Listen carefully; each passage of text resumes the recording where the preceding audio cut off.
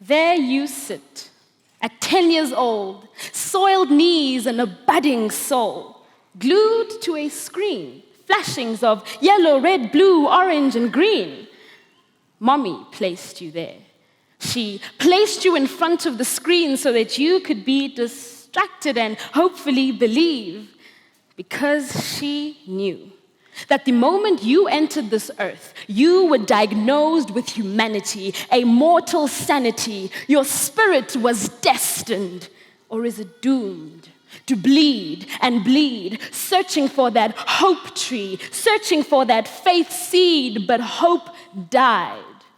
Millions of births and deaths ago, before your tiny toes could wiggle, before your first tooth could pierce through the flesh and grow, you see, mommy has already been blackened by a cruelty, by an overpowering, monstrous insanity embedded in humanity, and all she wanted to do was save you.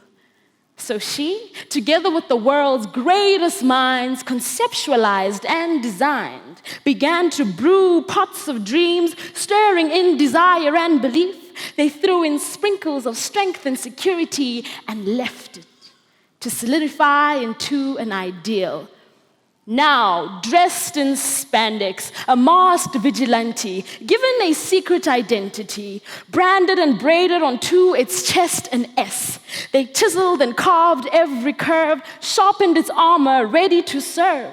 Now we are safe, they exclaimed. Now generations can have faith, atonement, fulfillment, from luminescence levels of zero to our own very superhero. You see, my dear child, in this universe of sorrow, they said you were built not to cope. So they concocted a superhero for you and called it hope. To give you an escape, they combined fantasy and fake and put it in a cape. Now, my aim here is not to condemn this mother or the world with my opinions or place boulders on shoulders with my questions. But I am here to use my weapons of mass media destruction, my words, to shatter and destroy the glamorized superhero and shred his function. Now, if I left it at that, I'll just be murdering childhoods and dreams. So you see, I'm here to set the scene, place the spotlight on center stage, cue the applause, and begin to shape reality and make way for the true phenomenal beings. But first, I don't know if you've noticed, but my earth is a sphere packed with humanity, and it is rotting away silently, infected with viruses of death and bubbly boils of poverty, a maggot-munching, vile, bile, wicked, menacing society. So excuse me, Marvel and DC, if I spit upon your heroes. I don't think an incy-bincy spider thread can save me. I struggle to trust that just because a girl was bitten by a kitten, she can impart her 9 lives and breathe the breath of life into the graveyard spaces of our minds. So humans, little boy in front of the television, I look to you. Put on your persona of greatness. You have a job to do. The first call of duty: scrutinize, analyze, and decide who really rules the earth. You will find the answer in every child's eyes as the reflection of MTV and Nicki Minaj's backside burns an image of beauty into their minds. They are teaching our kids that their worth is dependent on size of their bank accounts, their breasts, the number of honeys licking their chest. You think it's all just entertainment? Well then, sit back, relax, and watch these lessons manifest. These so-called artists are the smartest. They feed your bloodthirst for entertainment and watch you descend into dumbness. Phenomenal beings, where are you? Where are you to teach a child to love his own mind and appreciate her own beauty? Parents, have you dropped your children off, waiting for the media to raise them? Fathers, especially you can still bend a reed while it's still wet. So mold your children into heroes. Let them know that within them spectacular things grow. Now I have an assignment for every single South African citizen, including me, to stop. Stop talking defeat when you crave victory. Stop. Stop hiding behind your secret identity. Stop.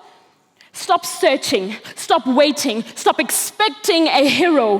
What do you think you were created for? You're not part of the supporting cast. Stop looking at this landscape of treachery, corruption, and a lack of racial unity. Get up and act. Stop filling these streets with suggestions and complaints. Stop acting like you're living in a hell and you are the only saint. Stop using your hands to point fingers.